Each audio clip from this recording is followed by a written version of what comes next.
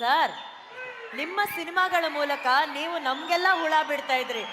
ಈಗ ನಿಮ್ಮ ಅಭಿಮಾನಿ ಅರ್ಜುನ್ ಸರ್ ನಿಮ್ಮನ್ನ ಡೈರೆಕ್ಟ್ ಮಾಡಿ ನಮಗೆ ಹುಳ ಬಿಡ್ತಾ ಇದಾರಲ್ಲ ಸರ್. ಹೇಗಿತ್ತು ಈ ಟ್ರೈಲರು ಸರ್ ನಿಮ್ಗೆ? ಏನು ನಾನೇನು ಹೇಳೋದು, ನೀವೆಲ್ಲ ನೋಡ್ಬಿಟ್ಟಿದ್ದೀರಾ ಹೆಂಗಿದೆ ಅಂತ. ಮೊದಲನೇದಾಗಿ ಹೇಳ್ಬೇಕಂದ್ರೆ ಈ ಪಿಕ್ಚರಲ್ಲಿ ನೀವು ಇವಾಗ 3 ಸ್ಟಾರ್ಗಳು ನೋಡಿದ್ರಿ, ಹೇಳ್ತಾ ಇದ್ದೀರಾ 3 ಜನ ಸ್ಟಾರ್ಸ್ ಅಂತ. ನಿಜವಾದ 3 ಜನ ಸ್ಟಾರ್ಸ್ ಹಿಂದೆ ಇದ್ದಾರೆ. ಅದರಲ್ಲಿ ಮೊದಲನೇ ಸ್ಟಾರು ಇಲ್ಲಿ ನೋಡಿ, ಇಲ್ಲಿ ಪ್ರೊಡ್ಯೂಸರ್ ಅವರು ನಿಜವಾಗ್ಲೂ ಎಷ್ಟು ಹೇಳಿದ್ರು ಸಾಲದು, ಎಲ್ಲರೂ ಹಣ ಹಾಕಿ ಸಿನಿಮಾ ಮಾಡ್ತಾರೆ, ಇವ್ರು ಹಣ ಸುರಿದಿದ್ದಾರೆ. 2ನೇ ಸ್ಟಾರ್ ನೋಡಿ ಅಲ್ಲಿ ನಿಂತಿಯಾರು ನೋಡಿ, ಅರ್ಜುನ್ ಅವರು.